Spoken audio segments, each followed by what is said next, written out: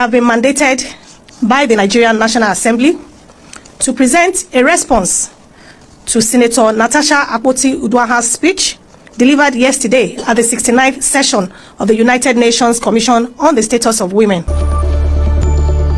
In response to the call by the President of the Interparliamentary Union, IPU Right Honorable Aga1Nst Sen, to hear both sides of the matter, I have received a letter from the Nigerian Senate in my capacity as the chairman of the House Committee on Women Affairs and Social Development of our Parliament in Nigeria, and the parliamentarian representing Nigeria at this conference. In the spirit of transparency and fairness, I now wish to read this letter from the Senate in its entirety, and it is crucial that all perspectives are heard and that all aspects of the situation are duly considered. And the next voice you'll be hearing from here will be the voice of the Senate leader of the Senate, Senator Opeyemi Bamidele, CON, the leader of the Senate, Federal Republic of Nigeria. Senator Natasha Akpoti-Uduaghan was suspended for gross misconduct and unruly behavior, and not as a result of allegation of sexual harassment or assault. The authority of the Senate of the Federal Republic of Nigeria firmly rebukes the deliberate misinformation and false narratives being circulated by certain media organizations regarding the six-month suspension of Senator Natasha Akpoti-Uduaghan. Let it be unequivocally stated that Senator Uduaghan was suspended solely for a persistent act of misconduct, blatant disregard for the provisions of the Senate Standing Orders 2023 as amended, and gross indiscipline, nothing more, nothing less. This is still the voice of the leader of the Senate. It has come to the attention of the Senate that some media reports are attempting to falsely suggest that Senator Uduaghan's suspension was due to allegations of sexual harassment. This is completely untrue, misleading, and a calculated attempt to distort the facts. If Senator Uduaghan had strictly followed our guiding principles, the Senate would have treated her petition based on merit in line with its practice, but she never obeyed the established practices of the institution where she was serving. The facts of the suspension. This is still the voice of the Senate leader. Senator Uduaghan's suspension was a decision of the Committee of the Whole Senate, following the submission of a report by the chairman of the Senate Committee on Ethics and Privileges. The report found her guilty of violating sections 6.1 and 6.2 of the Senate rules and recommended her immediate suspension. The disciplinary action was a response to her repeated violations of legislative decorum, including 1. Refusing to sit in her assigned seat during plenary on the 25th February 2025, despite multiple pleas from the leadership and other ranking senators, an act of open defiance and disorderly conduct. 2. Speaking without being recognized by the presiding officer in clear violation of parliamentary practices and procedures on the 25th February 2025. 3. Engaging in unruly and disruptive behavior, obstructing the orderly conduct of Senate proceedings. 4. Making abusive and disrespectful remarks against the leadership of the Senate. 5. Defying and refusing to comply with the summons of the Senate Committee on Ethics and Privileges mandated to investigate cases of misconduct.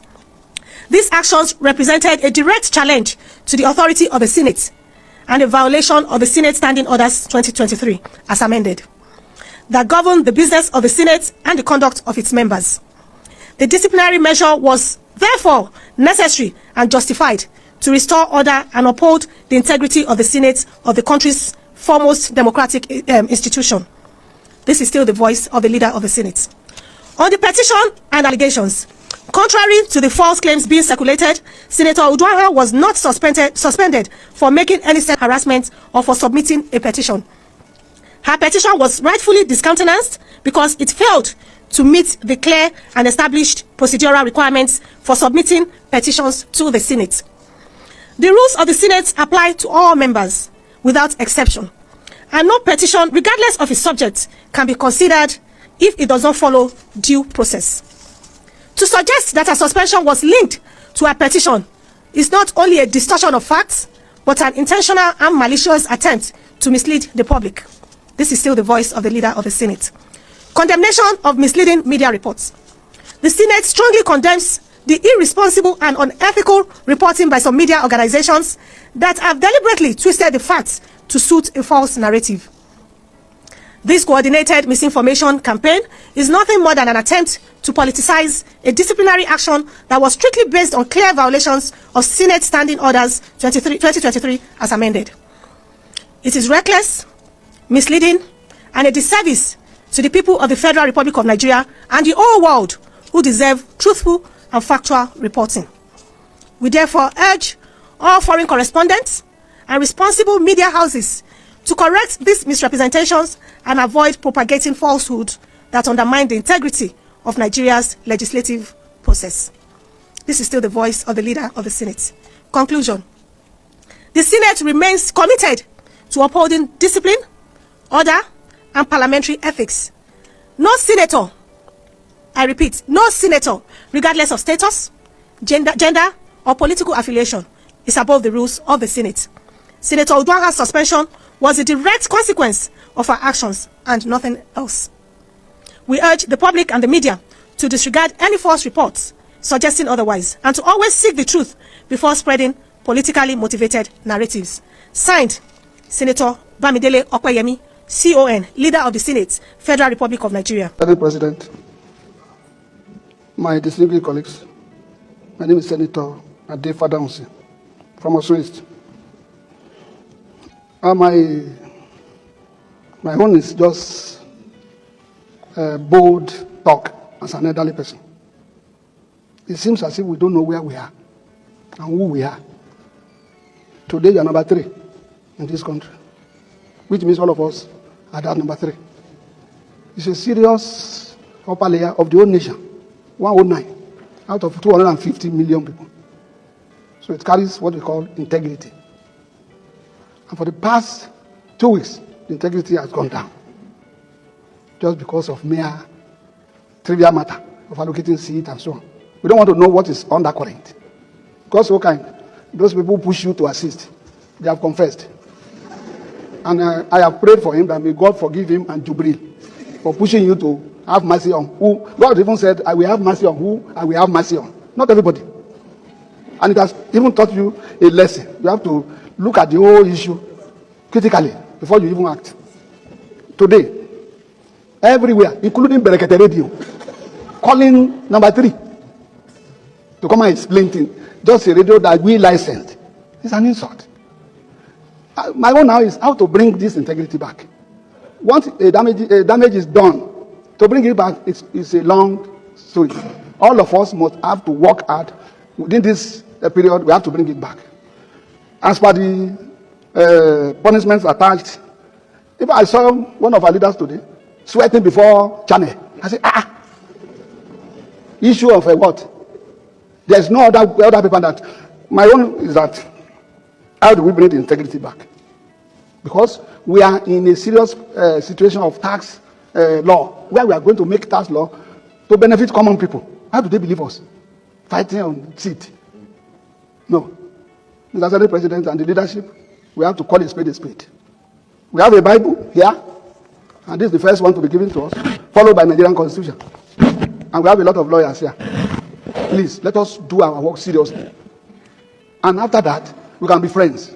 It has shown you now that there is no friend. You don't have any friend. So, today, tomorrow, we don't know what will happen. The only friend to you is your wife and your children and God. We are praying for you, you will succeed. But let us face what we are here for. And that's my own. As regards the punishment, well, if it is the 6 months we are talking, if you are going to have mercy on 3 months as prescribed by our minority leader, how well and good a punishment is a punishment. Today, we don't even know what will happen tomorrow. Maybe the whole Federal High Court in Lagos and Abuja will be bombarded again. Let us do our work.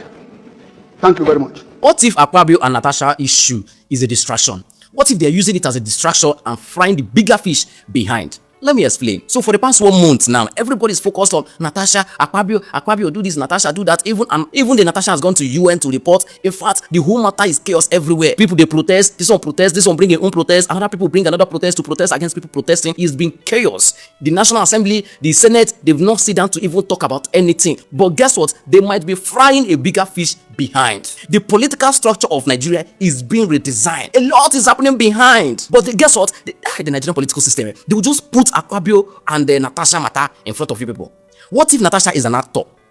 What if Akpabio, they are all acting for Nigerians to keep us busy while they fry their big fish behind the kitchen?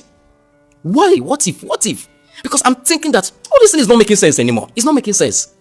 Natasha said, he's actually harassed him. He gets now. Akpabio say, they suspend him 6 months. Other people, they protest in support of Akpabio. Some people, they protest in support of Natasha. Okay, Natasha, since the whole thing has escalated too much, can you bring, at least show some more evidence now, drop something online, make we take whole body, at least hold that one. Nothing yet. All the senators, most of them are supporting Akpabio. So that keeps me thinking that, did they plan in closed door to create a chaos to distract Nigeria while they do something behind? The question is, what is that thing they are doing behind? And recently, El-Rufai moved from APC to SDP.